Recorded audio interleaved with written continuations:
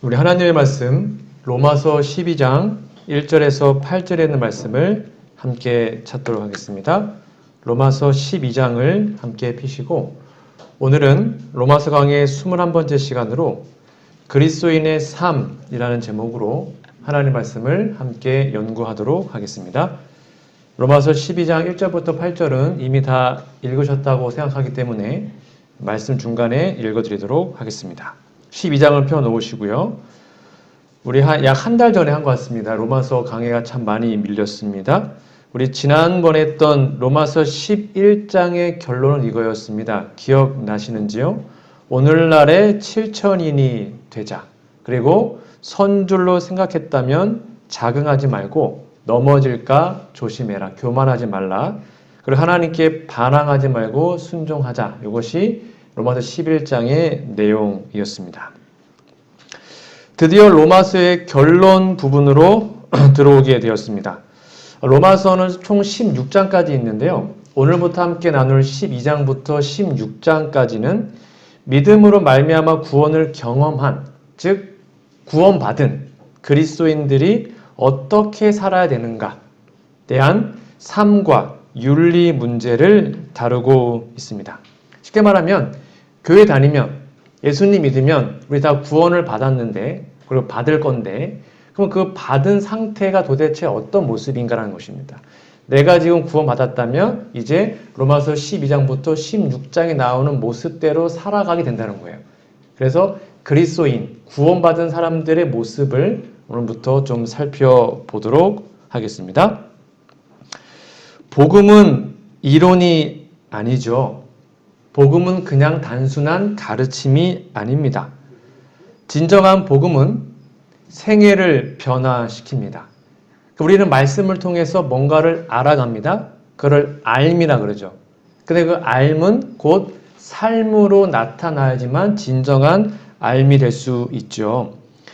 그래서 내가 진짜 복음을 믿는다. 나 정말 예수님 믿어. 나 복음을 경험했어. 라고 말할 수 있다면 우리는 변화된 모습을 반드시 보여지게 됩니다. 그러니까 교회를 수십 년 다니고 목사, 장로, 집사라는 직분을 받았을지라도 변화된 모습이 없으면 복음을 아직도 모르는 거라는 것입니다. 간단합니다. 내가 지금 변화됐으면 우리는 복음을 경험한 것입니다. 그런데 변화되지 않으면 우리가 몇십 년 다녀도 복음을 경험한 것이 아닌 거죠. 로마서 12장부터 16장까지는 진정한 복음의 열매를 한번 살펴보도록 하겠습니다. 자, 이제 결론에 앞서서 다시 한번 전체를 좀 복습을 좀 해보면 로마서 1장부터 쭉 이야기가 뭐였냐면 인간은 다 타락했다는 것입니다. 1장, 2장, 3장의 핵심은 인류가 다 타락했다. 유대인도 타락했다. 그러니까 모든 인간은 다 죄인이다. 절망적이고 구원이 없다. 그것이 서론 부분이었습니다. 그래서 로마서 3장 10절에는 이렇게 나와 있죠. 기록한 바 의인은 없나니 하나도 없다. 그러니까 온 세상에 의인은 하나도 없습니다. 다 죄인입니다. 깨닫는 자도 없고 하나님을 찾는 자도 없고 다 치우쳐 한 가지로 무익하게 되고 선을 행하는 자는 없나니 하나도 없다. 그러니까 로마서는 처음에 우리의 상태를 보여줍니다. 우리가 아무리 잘났다고 말하지만 우리는 결국 죄인이라는 것입니다. 죽을 수밖에 없는 존재. 그래서 우리에게 완전히 절망을 줍니다. 서론 부분은. 그래서 거기서 주저하는 것이 아니라 그러니 우리는 칭의를 받고 성화의 과정을 거쳐서 구원받아야 된다라는 것이 본론에 나와 있었던 내용이죠. 그래서 칭의, 성화, 믿음, 말만 의 제가 다 설명드렸습니다. 그러면서 9장에서 11장, 9장에서 11장에 걸쳐서 불행하게도 하나님의 선물, 예수님을 거절했던 유대인들의 모습을 말하면서 바울은 이제 결론으로 오게 됩니다. 그래서 복음의 빛을 따라서 일상생활을 어떻게 살아가야 하는가? 그 결론의 첫 구절이 로마서 12장 1절에서 2절입니다. 여러분 잘 아시는 말씀이죠? 함께 좀 읽어볼까요? 앞에 있습니다. 시작! 그러므로 형제들아 내가 하나님의 모든 자비하심으로 너희를 권하노니 너희 몸을 하나님이 기뻐하시는 거룩한 산 제사로 드리라. 이는 너희의 드릴 영적 예배니라. 너희는 이 세대를 본받지 말고 오직 마음을 새롭게 함으로 변화를 받아 하나님의 선하시고 기뻐하시고 온전하신 뜻이 무엇인지 분별하도록 하라. 우리 한국말에는 그러므로라는 게 결론 내릴 때 나오죠. 그러니까 앞부분을 다 정리한 다음에 그러므로 우리가 구원을 받고 하나님의 자녀가 되고 그리스도인이 되었다면 어떻게 살아야 된다는 거예요? 첫 번째가 뭐예요? 너희 몸을 하나님께 드리는 거룩한 제사, 즉 예배 잘 드려라. 예배를 정말 잘 드리는 사람이 구원받은 그리스도인의 모습이다라고 우리에게 말해주고 있습니다. 바울은 이방인과 유대인으로 구성된 모든 그리스도인들에게 그리스도인이 된다는 것이 무엇인지를 생활적인, 직접 적용해서 우리에게 설명하고 있습니다. 첫 번째가 뭐라고요? 그들의 몸을, 우리의 몸을 거룩한 산 제사로 드리는 것입니다. 우리의 몸을 드린다는 건 뭐냐면 우리의 전 존재를 다 그분께 바친다. 그렇게 이해하시면 되겠습니다. 그리스도인들은 우리의 몸을 산 제물로 하나님께 드려야 합니다. 여기서 바울이 말하는 것을 잘 이해하기 위해서는 한 사람이, 즉 죄인이 예수님을 믿고 복음을 경험하면 어떻게 변화가 되는지를 좀 살펴봐야 합니다. 원래 우리는 선한 마음이 없어요. 죄인들은요. 근데 예수님을 믿고 복음을 경험하면 우리 마음이 변합니다. 새로운 마음이 들어온다는 것이죠. 근데 우리의 본성은 아직 안 변합니다. 그래서 내 마음속에는 선하게 살고 싶은 마음이 생겼지만 아직도 육신의 본성이 자리 잡고 있어요. 그러니까 두 마음이 계속 싸우는 거죠. 그래서 회개는 마음의 변화를 의미한다고 제가 설명을 드렸습니다. 그래서 이미 마음은 회개했으면 중심은 하나님을 향하여 간다는 것입니다. 그러나 그리스도인의 본성은 하루아침에 변하는 것이 아니죠. 성도들의 마음은 하나님과 조화를 이루지만 그 본성은 아직도 죄의 본성이 있기 때문에 두 개가 계속 충돌되는 것입니다. 그 이야기가 이미 설명드린 로마서 7장 25절에 기록되어 있죠. 앞에 보시면 우리 주 예수 그리스도로 말미암아 하나님께 감사하리로다. 로마서 7장은 사도 바울의 거듭난 후의 모습이라고 그랬습니다. 그런즉 내 자신이 마음으로는 하나님의 법을, 그러니까 거듭났기 때문에 새 마음을 받은 거예요. 하나님 뜻대로 살고 싶은 마음이 있어요. 그건 진심이에요. 그런데 육신이 뭐냐면 죄된 본성, 원래 갖고 있어 본성. 그 본성으로는 죄의 법을 섬긴다. 그러니까 두 마음이 충돌돼가지고 하나님을 섬기고 싶은 마음도 있는데 이게 내 뜻대로 안 되는 것입니다. 그래서 자꾸 넘어지고 또 실패하고 또 일어나고 그런 것들이 계속 반복되는 것입니다. 정리하면 성도들이 예수님을 위하여 살고자 결심할 때 앞에 좀 잘 보세요. 그 결심은 우리의 마음, 죄된 본성과 정반대로 역행을 합니다. 두 마음이 생기는 것입니다. 그래서 새롭게 예수님을 믿은 성도가 스스로의 힘으로는 절대로 그 마음을 유지할 수가 없어요. 우리 힘으로는 불가능해요. 왜냐하면 죄의 본성이 법칙이거든요. 훨씬 셉니다. 다만 내재하시는 성령의 능력으로, 내 의지가 아니라 성령의 능력으로 우리의 죄된 본성을 극복하고 죄를 이겨낼 수 있습니다. 이거 되게 중요합니다. 죄를 이겨낼 수 있습니다. 그래서 거듭난 사람은 죄를 짓지 않습니다. 제가 설명드렸죠? 이거 되게 중요합니다. 거듭난 사람은 죄를 짓지 않습니다. 그 죄라는 건 뭐냐면 이따금씩 짓는 실수로 말하는 것이 아니라 알면서 짓는 고범죄.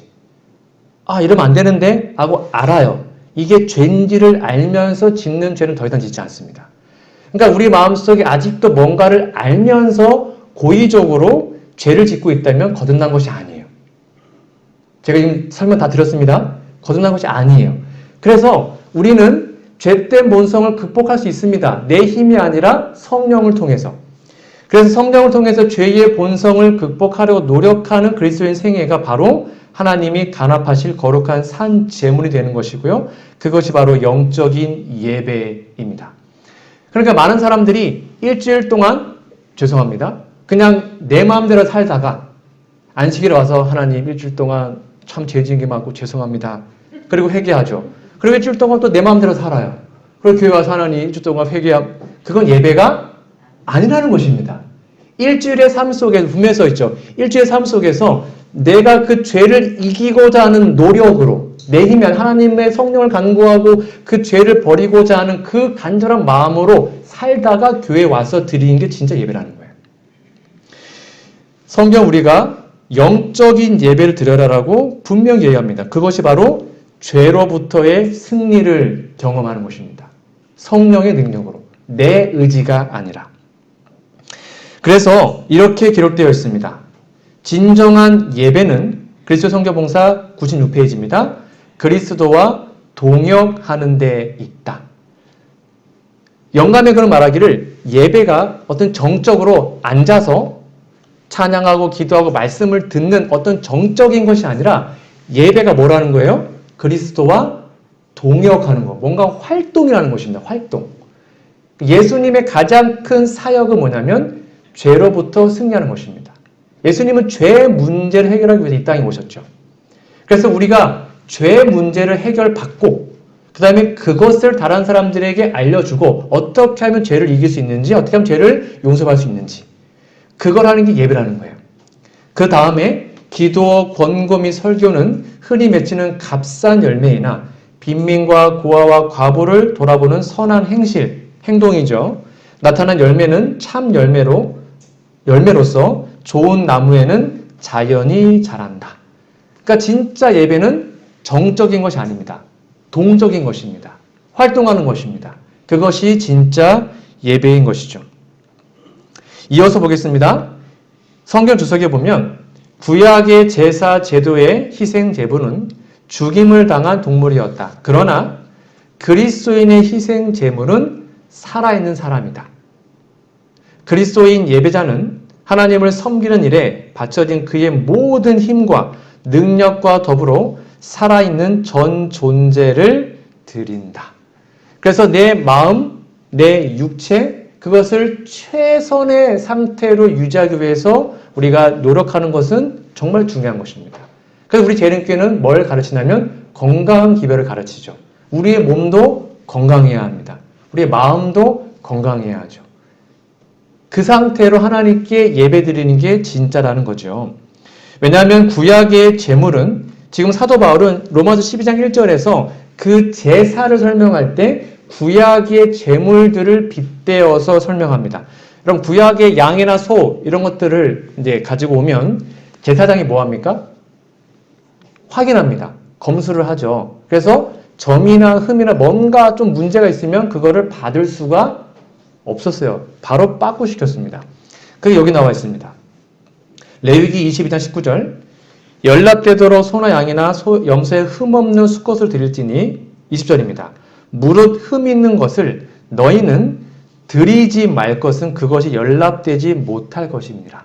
그러니까 구약의 제물들은 흠이 있으면 그걸 드려도 하나님이 받지를 않으셔요. 못 받으셔요. 그래서 흠이 있는 거는 갖고 오지를 않았어요. 그리고 레위기 21장 17절에 보면 아론에게 고하여 이르라 물은 너희 대대 자손 중에 이건 이제 저와 같은 목사, 그 당시 제사장들을 말하는 겁니다. 육체에 흠이 있는 자는 하나님의 식물을 드리려고 가까이 오지 마라. 21절 제사장 아론의 자손 중에 흠이 있는 자는 나와 여호와의 화제를 드리지 못한다라고 설명합니다. 여러분 그러면 우리 몸, 우리의 마음 흠이 있어요 없어요? 있잖아요. 그럼 어떻게 흠이 있는 하나님 못 받으시는데 그럼 우리 어떻게 영적인 예배를 드릴 수 있을까요? 우리 몸을 하나님께 드리라는데 우리의 마음을 하나님께 드리라는데 우리는 흠이 많단 말이에요. 근데 구약의 제물은 흠이 없어야 좀 받았단 말이에요. 이게 어떻게 될까요? 앞뒤가 안 맞잖아요. 제물은 흠이 없어야 되는데 우리는 흠이 많아요. 그런데 우리 몸을 하나님께 드리래요. 그게 영적 예배래요. 놀랍게도 구약의 모든 제물에는 뭘 친지 아십니까? 제물을 이렇게 자르고 불태울 때 소금을 쳤습니다. 모든 제사에 다 소금을 쳤습니다. 레위 읽어보시면 나와요. 다 소금을 칩니다. 왜 소금 쳤을까요? 거기 나와 있는 재물들이 진짜 흠과 점이 없지만 그래도 그거는 짐승이에요. 그래서 그것을 예수님의 표상으로 만들기 위해서 소금을 뿌립니다.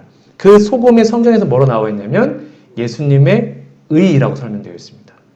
그러니까 우리의 모습은 흠이 많고 부족합니다. 그런데 아까 말한 것처럼 지금 로마서 12장 1절의 말씀은 구원받은 자의 삶이죠. 그러니까 이미 믿음으로 말미암은 의를 경험하는 것은 그 전입니다. 이해가시죠? 그래서 믿음으로 말미암아 의롭다라고 칭함을 받은 사람이 드리는 예배가 영적 예배라는 것입니다. 그 말이 뭐냐면 우리의 삶에 재물에 소금을 친 것처럼 우리의 삶에 매일 아침마다 하나님께 주시는 그 거룩한 의, 예수님의 의를 마치 소금을 치듯이 예수님의 의가 우리의 삶에 들어와야지만 비로소 우리는 완전한 제물로 하나님께 드려질 수 있는 것입니다. 그래서 믿음으로 말미암은 의, 칭의 성화, 그 구원의 관계를 명확하게 이해하고 우리가 그거를 미리 경험하지 않으면 우리가 드린 예배는 하나님께 가난될 수가 없어요. 되게 중요합니다. 하나님은 흠 없는 거를, 흠 있는 거를 받지 못하십니다. 그러므로 우리의 마음과 우리의 몸과 모든 것이 하나님께 드려지려면 우리 흠이 없어야 돼요. 우리 힘으로는 안 돼요. 그래서 소금을 줘야 됩니다. 근데 그 소금이 예수님의 의를 표상한다는 것 여러분 꼭 기억하시면 좋겠습니다. 오늘날도 최고의 것, 최선의 것을 드리지 않으면 안 됩니다. 하나님께 우리는 정말 최선의 것을 드려야 합니다. 그럴 때 그 예배는 하나님께 간합될 수가 있는 것입니다. 만약 우리가 이렇게 화요일, 금요일, 토요일 열심히 예배 나오는데 이 예배 하나님께 안 드려진다면 얼마나 서운하겠습니까? 근데 그런 예배가 지금도 수도 없이 드려진다는 거예요. 우리 분명 예배 드렸는데 그 예배 하나님께 간합되지 않을 수가 있다는 거예요. 우리가 준비되지 못한다면 말이죠. 로마서 12장 2절은 이제 그리스도인들이 우리의 몸을 어떻게 산 제사로 드리는지를 이렇게 설명하고 있습니다.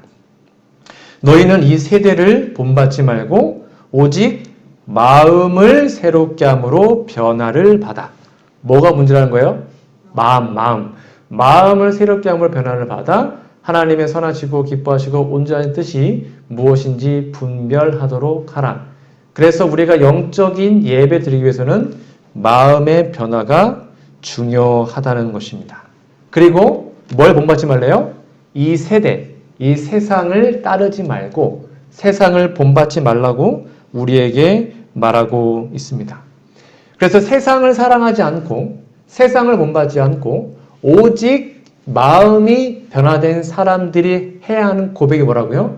이제는 내가 사는 것이 아니라 내 안에 예수님이 사십니다. 제가 다 설명드렸죠? 여러분 사도 바울이 이제 내가 사는 게 아니라 내 안에 예수가 사신다. 이제는 예수님 외에는 나에게 중요한 게 없다. 예수님 내 삶의 전부다. 라는 고백이 믿음의 시작이라고 그랬어요? 믿음의 절정이라고 그랬어요? 기억나십니까? 예수님 밖에는 없습니다. 이제는 전 다 죽었고 예수님만 제 안에 사십니다. 이런 고백을 바울이 했잖아요. 그게 믿음의 시작이에요? 믿음의 절정이에요? 다 기억하시네요. 그 믿음의 시작입니다. 그 고백이 나와 있지 않으면, 그 고백을 진짜로 하지 않으면 우리는 아직 믿음의 시작도 안 한 것입니다. 설명드렸죠? 결혼을 하는데 주례사가 물어보지 않습니까? 신랑은 신부를 정말 이제는 어떤 여자도 다 안 보고 이 여자 한 명만 사랑하겠습니까? 물어보지 않습니까? 그때 남편이 이거 좀 살아보고 한 10년 뒤에 이렇게 이야기하면 결혼 돼요? 안 돼요? 안 되잖아요. 네, 저 이제는 다른 여자 안 보고 이 여자만 평생 사랑하겠습니다. 라고 고백이 돼야 결혼이 시작되는 것입니다. 마찬가지예요. 이제는 예수님만 보겠습니다. 세상 것 다 버리고 이젠 예수님 한 분이면 족합니다. 예수님 그분이 내 삶의 온전히 주인입니다. 라는 고백이 있을 때 믿음의 뭐라고요? 시작이라고요. 이게 그 말이에요. 그래서 오직 마음을 새롭게 함으로 변화를 받고 이 세상의 모든 것들을 진짜 다 버릴 수 있는 그런 마음이 내 안에 있는가를 매일 점검하시는 거예요. 그거 없으면 교회를 10년 나오고 20년 나와도 우리는 믿음 시작한 게 아니에요. 목사일지라도 믿음 시작한 게 아니라는 것입니다. 이 고백이 내 안에 있지 않다면 말이죠. 이게 이 말인 것입니다. 야고보서 4장 1절 2절입니다. 너희 중에 싸움이 어디로 다툼이 어디로 쫓아나느뇨 너희 지체 중에서 싸우는 정령으로 쫓아난 것이 아니냐. 너희가 욕심을 내어도 얻지 못하고 살인하며 시기하여도 능히 취하지 못하나니 너희가 다투고 싸우는도다. 너희가 얻지 못함은 구하지 아니하며. 여기 보니까 우리가 이렇게 마음이 변화되지 않으면 뭐 예수님 사랑하는 거는 둘째 치고라도 너희 지체 중에 서로 싸우고 불화가 생기고 뭔가 문제가 생기는 것입니다. 쉽게 말하면 세상을 본받지 말라 그랬는데 세상의 모든 문제의 핵심은 자아가 살아있기 때문에 자기를 사랑하기 때문에 싸우는 것입니다. 왜요? 이기심 때문에요. 남보다 더 뛰어나고 남보다 더 잘 살기 위해서 하는 것입니다. 대표적인 게 지금 러시아가 우크라이나 침공했잖아요. 그거 왜 그러는 거예요? 자기 이익 때문에 그런 것입니다. 그게 세상의 모든 이치예요. 저 사람을 깔아뭉개도 내가 올라가면 오케이. 그게 세상 사람들이죠. 이게 바로 죄된 본성인데 이러한 것들이 거의 통제되지 못하고 현재 많은 사람들이 살아가고 있는 것입니다. 그래서 하나님은 우리에게 이렇게 말씀하시죠. 함께 읽어볼까요? 시작. 그런즉 너희는 하나님께 복종할지어다 마귀를 대적하라 그리하면 너희를 피하리라. 그래서 마귀가 내 마음속에 그 육체적 본성을 계속 이렇게 긁어서 올라오지 않도록 마귀를 대적하고 피하기 위해서 기도하는 것이 우리에게 정말로 중요한 것입니다. 그래서 그리스도인들은 더 이상 마귀의 유혹이나 내 죄된 본성에 억압되어 살지 않습니다. 아까 말한 것처럼 우리가 진짜로 거듭나고 예수님의 의를 경험하면 이제는 완전히 자아가 포기되게 되는 것이죠.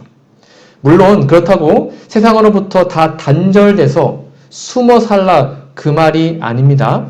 야고보서 1장 27절입니다.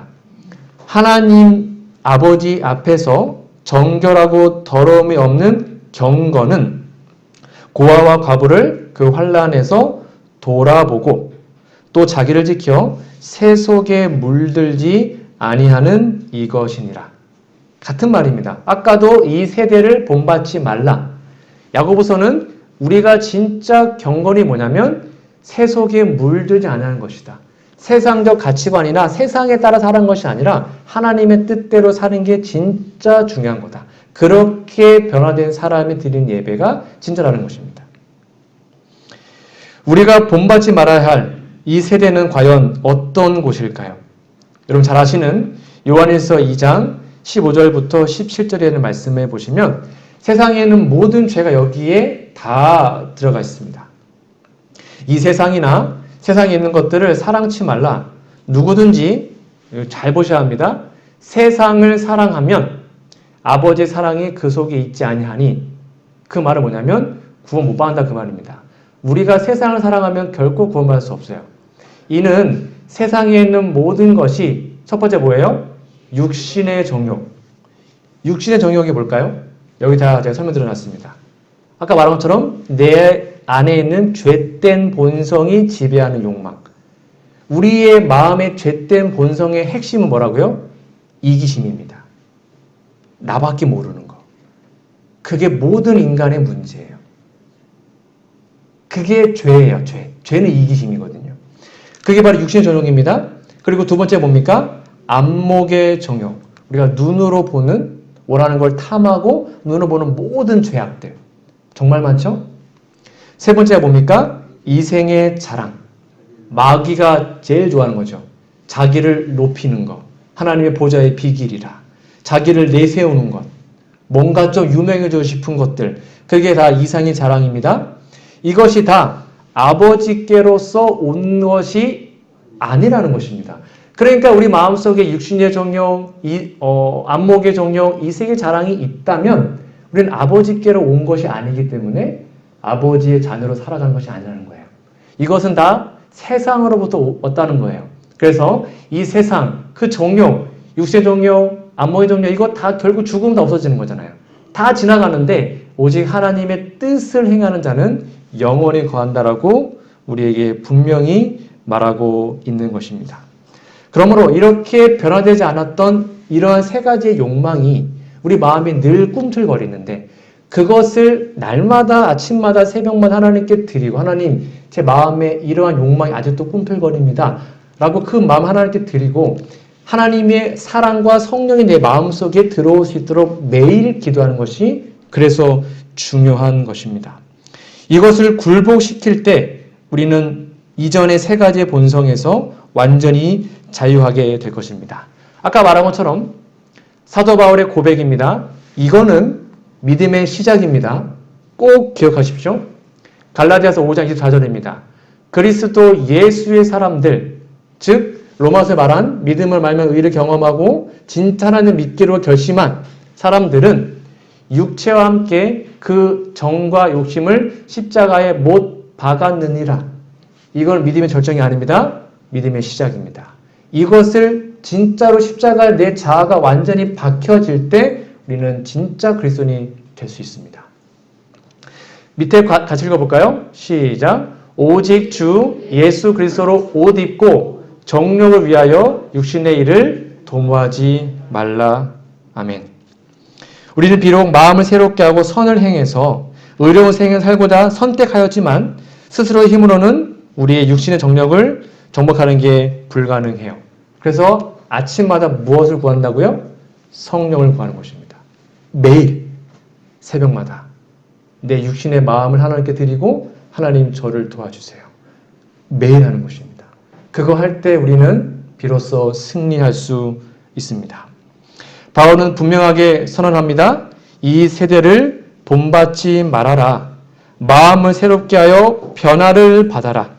비록 육신이 극복되었다 할지라도 우리의 마음이 하나님께 굴복되지 않으면 우리는 승리할 수 없으니 우리의 마음을 주님께 드려서 매일 이러한 결심과 경험이 우리 마음속에 우리의 삶에 드러나고 그래서 이제 내가 사는 것이 아니라 내 안에 예수께서 사십니다 라고 진심으로 고백할 수 있는 우리 모두가 되기를 간절히 바랍니다. 그 다음에 12절 4절부터 이제 주제가 좀 바뀌는데요. 우리가 한 몸에 많은 지체를 가졌으나 모든 지체가 같은 직분을 가진 것이 아니니 이와 같이 우리 많은 사람이 그리스도 안에서 한 몸이 되어 서로 지체가 되었느니라. 자, 이제 결론이었잖아요. 그래서 믿음을 말며 의를 경험하고 칭의 성화. 그래서 구원을 경험한 사람들은 그 다음에 어떻게 살아가는가? 뭘로 산대요? 예수님의 지체로. 예수님의 몸을 구성하는 지체로 살아간다는 것입니다. 그래서 이제는 우리가 진짜로 구원받았으면 이 교회의 공동체가 됩니다. 그래서 진짜 구원을 경험한 사람들은 혹시 교회에서 누가 좀 자신을 삐지게 해도 좀 뭐 기분이 나빠도 또는 뭐 어떤 서운한 일이 있어도 교회를 떠나지 않습니다. 절대 떠나지 않습니다. 근데 진짜로 그것을 경험하지 못한 사람들은 좀만 있으면 떠납니다. 그냥 삐져요. 교회 안 나와요. 가서 막 달래면 좀 나왔다가 또 삐져요. 그거 절대 믿음이 성장할 수가 없어요. 분명히 써 있습니다. 성경에. 우리가 믿음으로 구원을 받으면 뭐가 된다는 거예요? 예수님의 지체가 돼요. 지체가. 공동체를 구성합니다. 그리고 거기를 떠나지 않습니다. 왜요? 좋으니까요. 근데 우리 지체끼리 싸울 수 있어요. 내가 내 뺨을 때리면 아프고 서로 싸울 수 있어요. 그렇다고 싸운다고 손 잘라내고 발 잘라내지 않잖아요. 우리는 하나니까. 근데 거기서 떨어져 나가면 안 된다는 것입니다. 사람의 몸에 여러 지체가 있는 것처럼 그리스도의 지체들은 각각 다른 기능을 수행합니다. 하나님은 교회가 한 몸으로서 제발 연합하기를 바라십니다. 제발 삐져서 교회 안 나오지 마십시오. 그러지 마세요. 도움되는 거 하나도 없어요. 다 그럴 수 있어요. 누군가는 상처받고 누군가는 상처 줄 수 있어요. 우리도 상처 줄 수 있어요. 상처 받을 수 있어요. 근데 우리는 한 몸이니까. 우리는 하나니까. 교회정원 4권 16페이지입니다. 신체의 모든 다른 지체들이 연합하여 온몸을 이루고 각 지체가 온몸을 주관하는 머리에 순종하여 각자의 직책을 수행하듯이 그리스도 교회 교인들은 하나의 균형진 몸 안에 연합하여 온 몸이 성화된 머리, 즉 예수님께 복종해야 한다. 그 다음에 중요한데요. 교회의 발전은 그 교인들의 그릇된 행동 때문에 지연된다. 저를 포함해서요. 우리의 마음이 그리스도에게서 분리되어 있으면 우리의 이름이 교회의 농명책에 올라 있을지라도 우리는 하늘에 들어갈 자격을 얻을 수가 없다. 이 그리스도, 우리의 마음이 그리스도께 분리된 게 뭐냐면 아까 말한 것처럼 무슨 일만 했으면 교회 안 나오는 거예요. 그게 분리된 거예요. 써 있잖아요. 그렇죠? 그게 분리되는 것입니다. 자기가 분리시키는 거예요. 그런 사람들은 교회 농명책에 올라와 있어도 하늘에 못 간다는 것입니다. 그러니까 얼마나 안타까워요. 이 교회가 진짜 교회인데 서로 상처 줄 수 있으면 우리는 연약하니까. 그럼 용서하고 서로 하나하고 화합하고 해야지.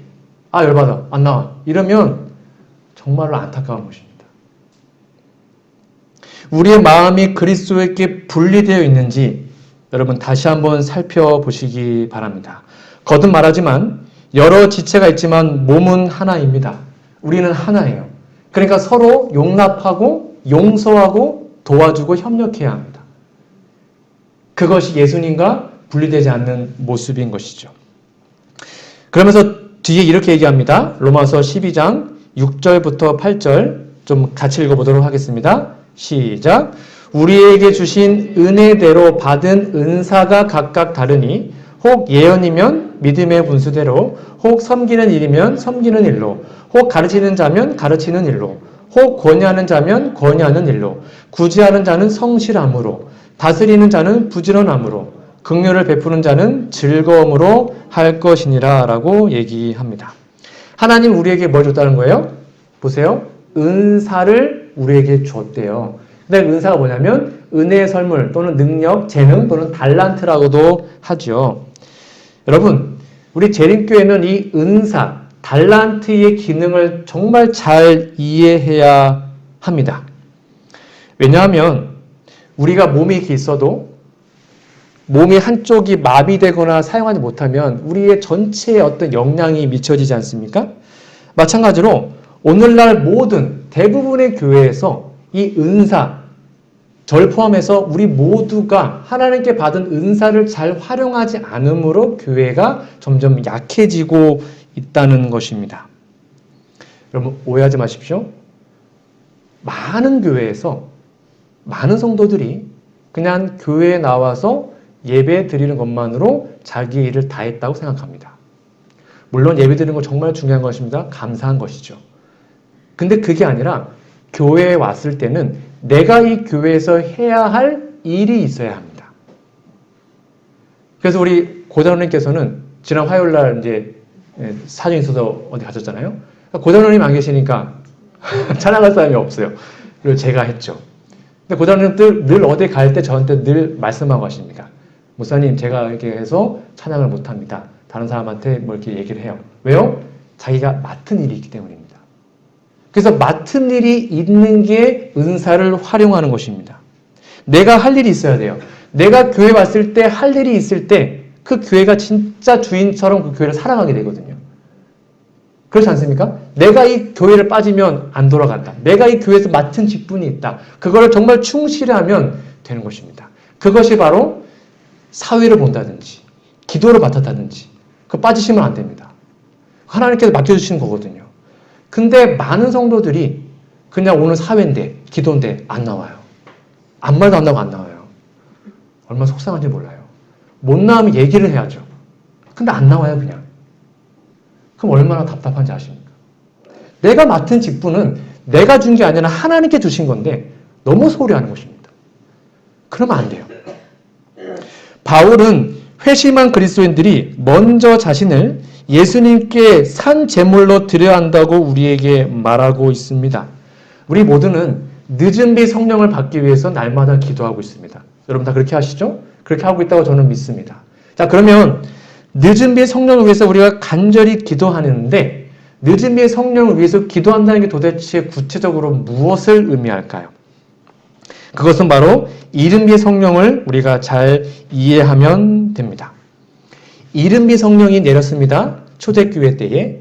이른비 성령이 내렸을 때에 어떠한 모습으로 내렸죠? 방언의 은사를 받음으로 내렸습니다. 잘 기억해야 합니다. 이른비 성령이 내렸잖아요. 근데 그것이 뭘 통해서요? 은사를 받았다고. 은사.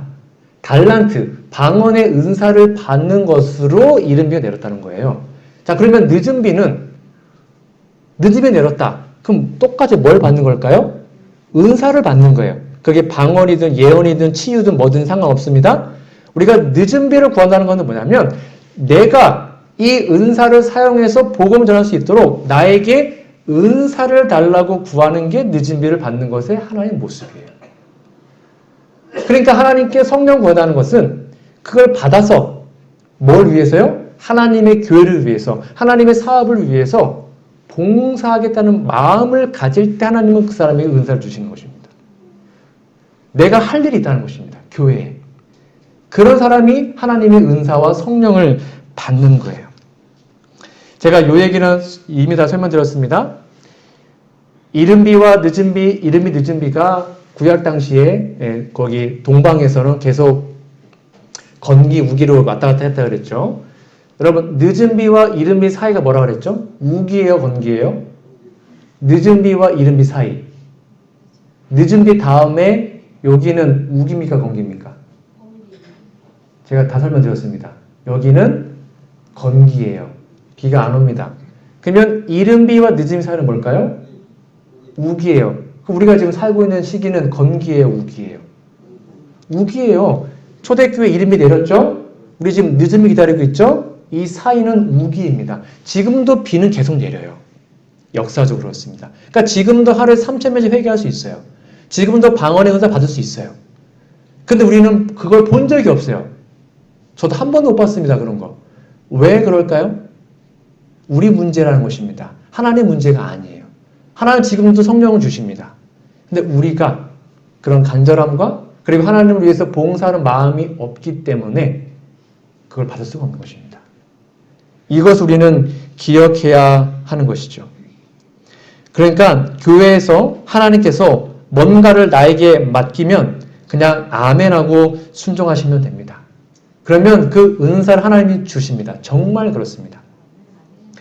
저는 지금도 악보를 잘 못 봅니다. 제가 이미 다 설명드린 것처럼 저는 악보 콩나물 대가리를, 소위 말하는 콩나물 대가리를 모릅니다. 근데 제가 20살 때 춘천 효작교회라는 곳에 갔는데 청년이 저밖에 없었습니다. 저한테 찬양대 지휘를 하라는 거예요. 콩나물 대가리도 모르는데. 제가 아멘하고 순종했습니다. 그리고는 그 곡을 진짜 100번 넘게 들어 다 암기한 다음에 지휘하고 연습을 시켰습니다. 그렇게 몇 년 하니까 이제는 제가 음을 볼 줄 압니다. 그리고 음을 들을 줄 압니다. 아, 이게 베이스네, 테너네. 제가 재능이 있는 게 아니에요.